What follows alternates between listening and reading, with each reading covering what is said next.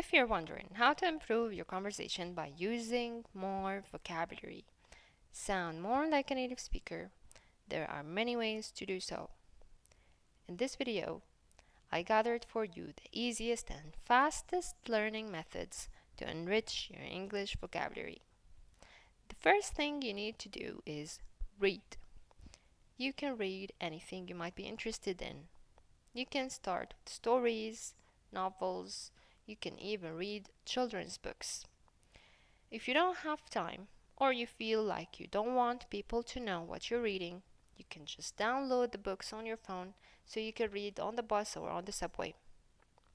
You can even try to watch the movies with subtitles and focus on reading them while you're enjoying the movie. You can even read the scripts of movies that you're interested in. You can read articles online about sports, fashion, economy, politics, science. You can read manuals that comes with electronics that you buy. You can read the lyrics of songs that you listen to. The second thing you need to do is write. Whenever you come across a new word or you hear a new word, just write it down. Write it on your phone or on a pad. Try to use it in a sentence. When you want to use it in a sentence, just make sure to use other synonyms with it.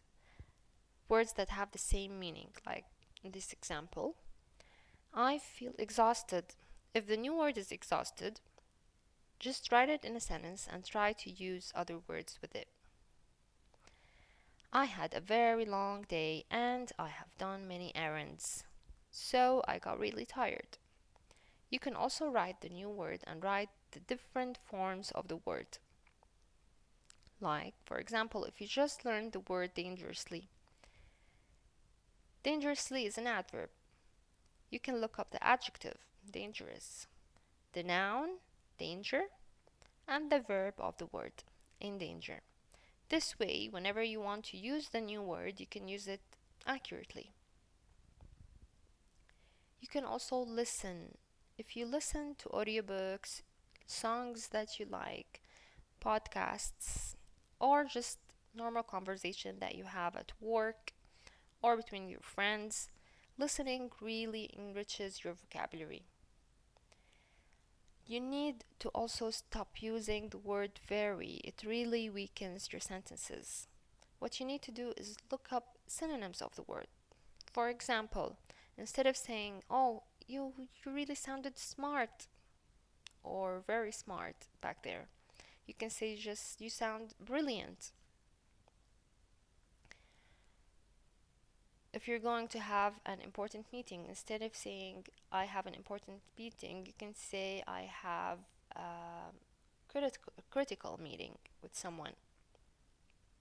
You can use also the words essential, substantial, vital in other sentences. You'll catch up to which word you need to use in each sentence with time, but you can learn the synonyms of the word, and later on you will know how to use them accurately.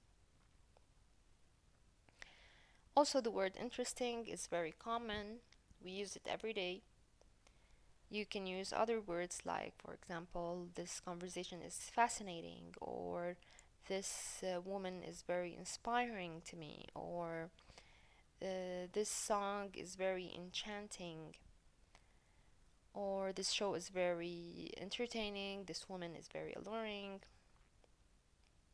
Also, the word good, we use it a lot in conversation. You can use other words. You can, instead of saying "this is a very good idea," you can say "this is an exquisite idea," or "this is an excellent idea." Okay, you can also use collocations. Collocations are two or more words that go together. For example, if you want to say if you want to make a party, you don't say "I'm going to make a party." You can say "I want to have a party," or "I'm throwing a party," or "I'm planning a party." You can look up collocations or the common collocations that people usually use online, but usually the easiest way to learn collocations is by listening to native speakers talking, and you will absorb them with time. Also, idioms are so much fun to learn and use. and you will also sound more interesting and approachable when you use idioms. Now, what are idioms? Idioms are words or phrases that aren't meant to be taken literally. For example, the best of both worlds, or speak of the devil. That means when you're talking about someone and they just appear, you usually say speak of the devil. The best of both worlds, that means the good things of, or the benefits of two things at the same time, or when you get the benefits of two things at the same time. Okay. To feel under the weather, it means to feel like you're not in the mood to do something, or you're just not in the mood today. See eye to eye, it means, oh, we just see eye to eye. That means we agree together, or we agree on something. When somebody says, let's call it a day, that means let's stop what we're doing and just leave or go home.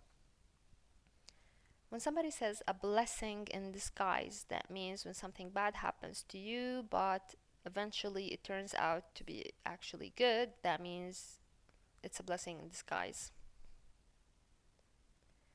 To add insult to injury, that means if the situation is actually bad and somebody makes it even worse, so you add insult to injury.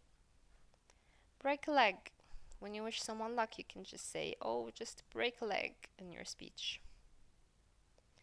The elephant in the room. Usually when you're talking about something that is very important, usually say the elephant in the room. Or when the subject is very important and everyone is just ignoring it, usually use this idiom. Get a taste of your own medicine. I think this is very clear. That's it about today's lesson. I hope you don't have any problem with it. If you have any questions, just leave a comment and I will be right there. Don't forget to subscribe. Lovely people. Bye.